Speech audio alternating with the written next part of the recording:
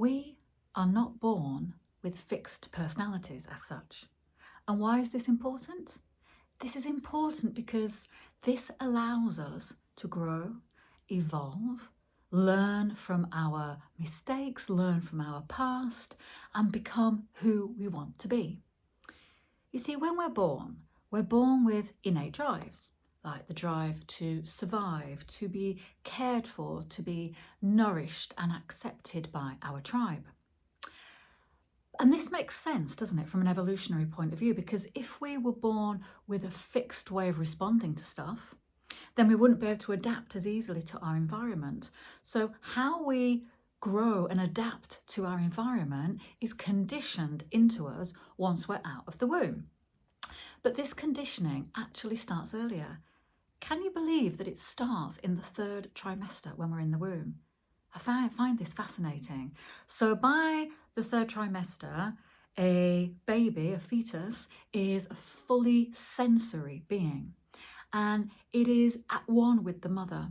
So if the mother is chronically stressed, dysregulated, or happy, the hormones that come with those emotions cross the placenta and affect the baby. So the baby is already learning either I am safe and wanted, or there's something not quite right here and I'm a bit untrusting, say, of the environment. And also, if the baby's nervous system is conditioned by a lot of the stress hormones from the mother, then this becomes the baby's norm. So this is why you might get a baby born that is more hypervigilant, say, than his sibling. That could be because the mother was in a different part of her life during each pregnancy. And we might put this down to our personality, but it's not. It's like a preconditioned response. And because it's preconditioned and not innate, it means we can change that. We can condition our nervous system to have different responses. And thank goodness for this, hey? So when a baby is born, for the first 6 months, it feels completely fused with mother. It thinks they are one, and it thinks mother is divine and the baby is divine. It's alive in this essence of itself and its nervous system. So if the environment once we're out the womb is safe and the mother is present and able to give the baby what it needs, to give it safety, comfort, support, nourishment, hold the baby close with lots of cooing and skin on skin, then again the baby starts to feel safe in its environment. It feels at one with its mother. And this becomes what we call its personality. It's a secure baby, we can say. But then also the opposite is true. If through no fault of the mother, and it's really important that I say this, when we talk about how a negative mothering experience can affect the baby, this isn't anything to do with blame, because it's very hard being a parent and giving birth, as you'll know if you've got to that stage in your life. And a person can only parent from the knowledge that they have, the self-awareness that they have. And of course, our mothers were conditioned by their mothers, who were conditioned by their mothers. And so it goes on, you know? So this is not about blame. But when we reflect on our childhood, we can get to know ourselves in a much deeper way. And this helps us evolve and grow into the life that we want and not get stuck in the past. So, as we were saying, a baby's sense of self starts to grow dependent on the environment that it's in.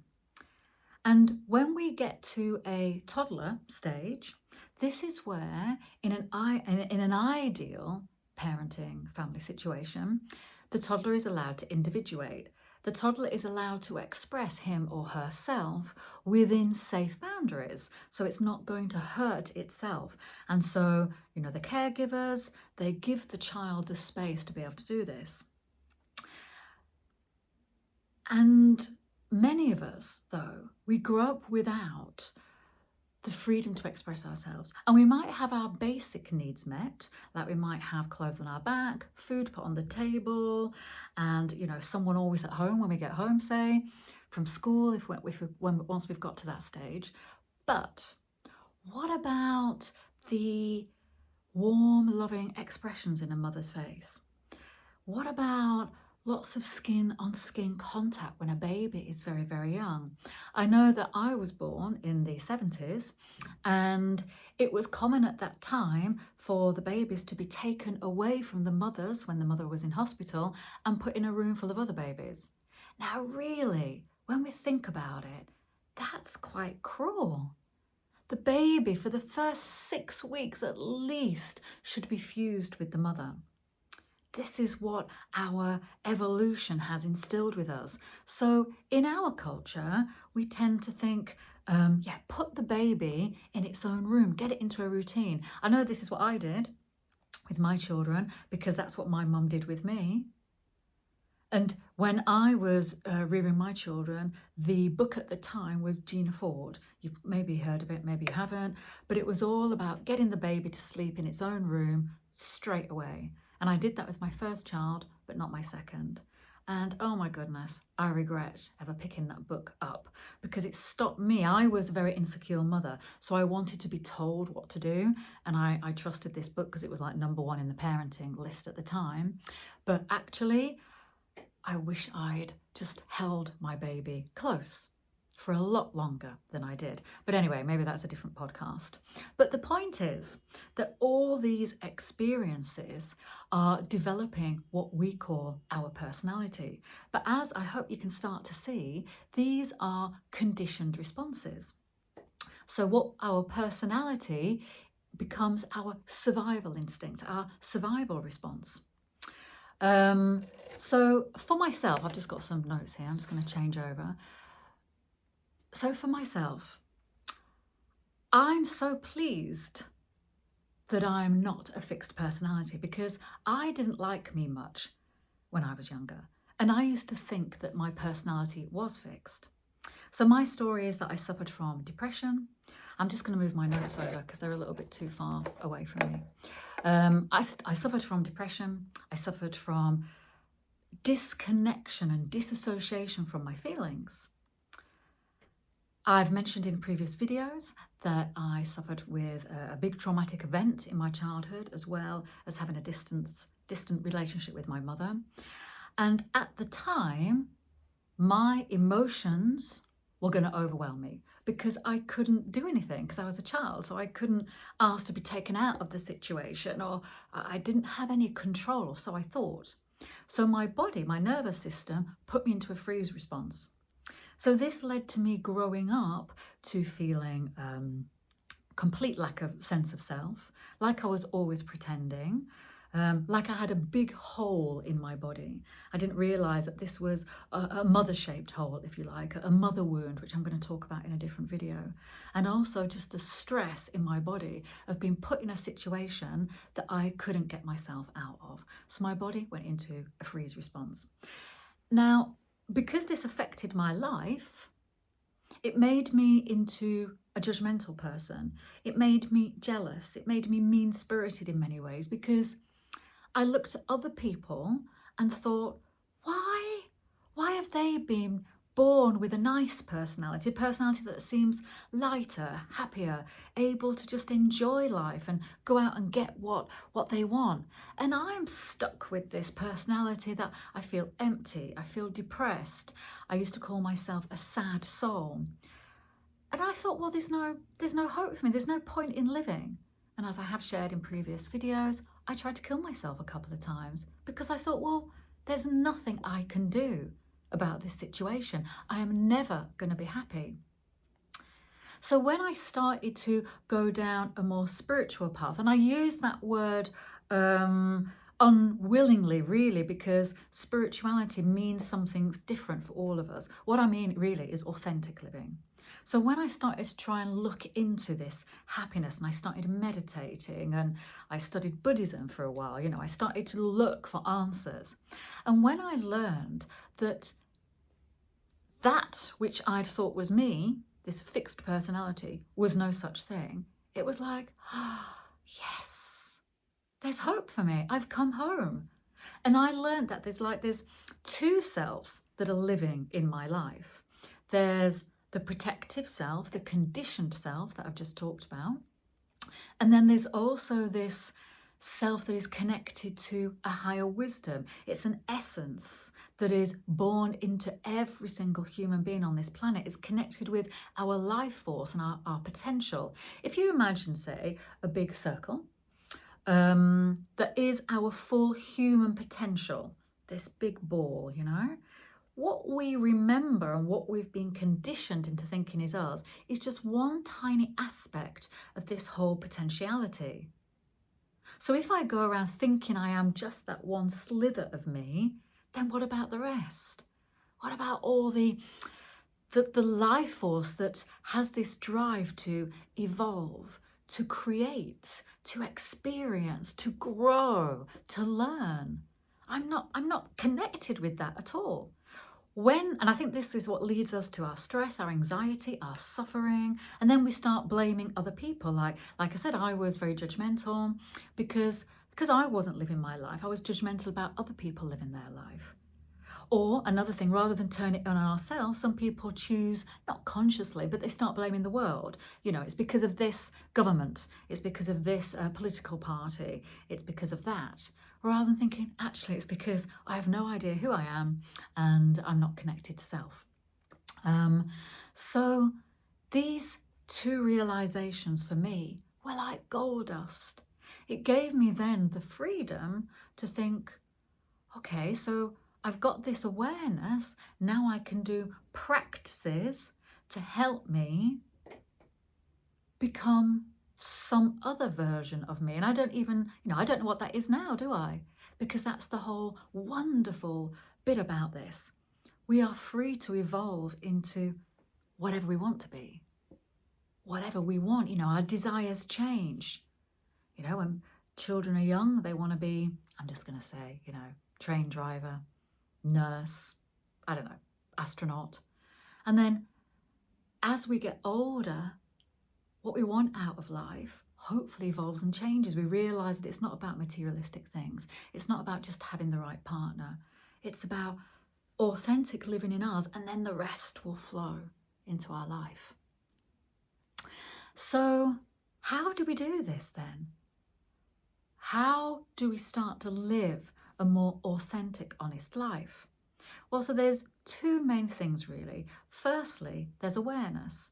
So I've talked about there being two selves that live in our world in a way, the protective self, conditioned self, and then the authentic self. So the first thing is to know that, because many people, they go through life never knowing that, never understanding it. So that's why we look for happiness outside of ourselves, in other people, in nice things, cars, houses, whatever, because we don't know we've got this authentic true self. So the first thing is to understand that. And then it's to start noticing your beliefs about yourself, your false stories. So I used to run this constant monologue that I wasn't lovable, I could never be myself, I wasn't worthy. And of course, any belief that puts you down, that tells you that there's something wrong with you, is not coming from your essence, because your essence knows exactly what you need in your life. It knows that you are perfect in your imperfections. And once we know that and connect to that part of us, we start noticing, oh God, that voice that keeps telling me that I'm no good and that I'm unlovable, that isn't my personality. That's a protective mechanism that was born from me not getting my needs met as a child.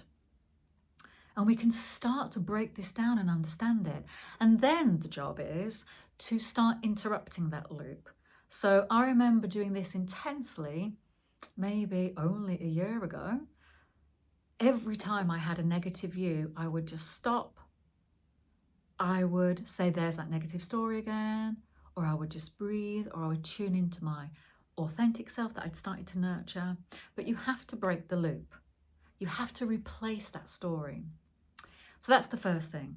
And that takes a while, you know, because some of our beliefs are incredibly innate in us, you know, because we've been conditioned into feeling them from a very, very young age. So we have two types of memory. We have implicit and explicit. So implicit memory is memory that is deep, deep down in our amygdala part of the brain that we can't recall. It's become a conditioned response. We think it's our personality. And then there's explicit memory, which we get maybe from the age of 5, 6. I know some people recall memories younger, but that we can recall, you know, remember a time when maybe we got really told off at school and we shut down a bit, or, you know, a traumatic event happened or something happened in our life. Yeah, so this is what we've got to start unraveling. So we recognize these negative beliefs about ourselves. And then we have to nurture the other part of us. The part of us that is present all the time. We can call it our divinity, our higher self, authentic self, our inner wisdom, our intuition. It doesn't matter really. It's all the same thing. It's connected to our true self. And with that, we can live a life of our true purpose. And so how do we do that? Well, we meditate every day. We spend at least a couple of minutes connecting with us, with ourselves. Because if we don't, then how can we expect to recognize this as our true state, our inner state? You might have felt this inner state when you were on holiday, with a loved one, you know, a new relationship, doing a hobby that you love, just when you've been sat in the garden in summer with the birds and you haven't got any work to do, and you feel that stillness, that peace, that presence, and you think, oh, I can only feel that on holiday. I can only feel that when I'm with my partner, or when I'm climbing a mountain, or whatever it might be, that triggers it in you. But actually, it's in you all the time. So you just like anything else. If I wanted to learn the piano, I would practice the piano every day. If I want to learn to come into self, I practice coming into self every day. And what you find is you don't get so dragged away with the protective self. You become less reactive. And you don't even know why.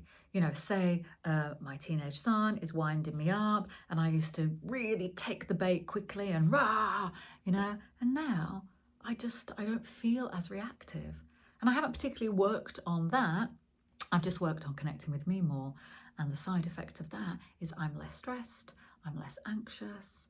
And because of that, I'm in the rest and digest part of my nervous system more. And this opens me up to see the joy in life more, the beauty. It allows me to be creative. It allows me to do stuff like this because I'm not as stressed out as I used to be.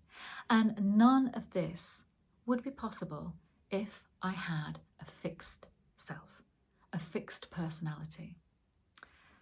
So thank goodness, you know, thank goodness for the fact that our amazing bodies and existence have given us an adaptive personality, or, you know, we are adaptive beings. We're not who we think we are. So let's just recap. So when we're born, we're being conditioned by our environment. We're learning whether it's safe or not. And this is what we think is us as we grow up. And this is fine, of course, if you've had a balanced upbringing. But let's face it, most of us haven't. So we're living a life that doesn't feel like ours. And that will always be the case unless we're coming from our authentic self. So recognizing that you're not who you think you are, that you're not your protective self, and that there's another part of you that is in everyone from word go. And in other cultures, maybe in more Eastern cultures, they're more connected with this self. And this is what the Buddha was talking about thousands of years ago. 4,000 or 5,000 years ago. There's some ancient texts that talk about this sort of thing. So it's not a new thing, but we've kind of lost our way in our culture, and we've moved into a place where we place more importance on outside stuff, like our political climate and our materialistic life and that sort of thing. And we'll never find happiness there, because we can't say, I'm only going to be happy if I own this, this and this. I'm only going to be happy if this government are in power. That's just not going to work, is it? So we can always be connected, in love with ourselves and life, and then all the other stuff that is thrown at us, because I'm not saying when you live from a connected place that life is a garden of roses, say. It's not. You'll still get all the stuff, all the challenges, but from this connected place, you can navigate your life in a loving, felt presence with courage and confidence and compassion for yourself first, and then for others. So, I'd love you to comment below and let me know your experience of this in your life, what you think about this. Let's have a discussion about it. And also know that there are some meditations on true self on my channel, and I'm going to put a few more on in the next couple of days as well. So look out for those and just start meditating. You'll get to the place where you don't need to listen to me or anyone, you know. You'll just be able to do a meditation for yourself every day. But for now, you might find it helpful to be guided. So use one of my meditations, guide yourself to understanding yourself better. And then when we're in this place, you know, life becomes more open. It's like we're saying yes in our bodies and minds rather than no and in conflict and this is coming at me and rare, you know, getting all like that with life.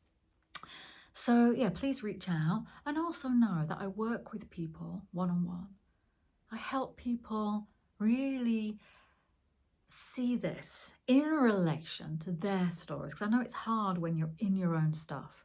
So if you've got someone outside that can help support you, then it just helps shine the light on the right areas of your life and just reframe the way that you've been thinking about yourself and your life. And I do that online or in person. So I hope you've enjoyed this talk. I've enjoyed writing it and sharing it with you. This information to me is just so important. I take a look at the world and I see most people driven by their protective selves, including our leaders. Just because people have loads of money or are in power does not mean that they're aware, self-aware, and does not mean that they've done any of this work and know this stuff. And we just have to look at the world, don't we, to see that to be true. So what we can do is work on ourselves, live from an authentic true self, then we influence the people around us, and this is how we're changing the world. And we are changing the world, and it is changing into a more heart-led world. I know it might not seem like that, but if we look back through history, gosh, I mean, so much suffering and conflict, and we're evolving. We are. Our consciousness is getting more love-based all the time. So, yes, have a wonderful rest of your day or evening or whatever you're doing, and I look forward to seeing you on another video soon. And please reach out if there's a topic you want me to discuss. I love talking, you know, about this stuff, so please reach out. All right, take care.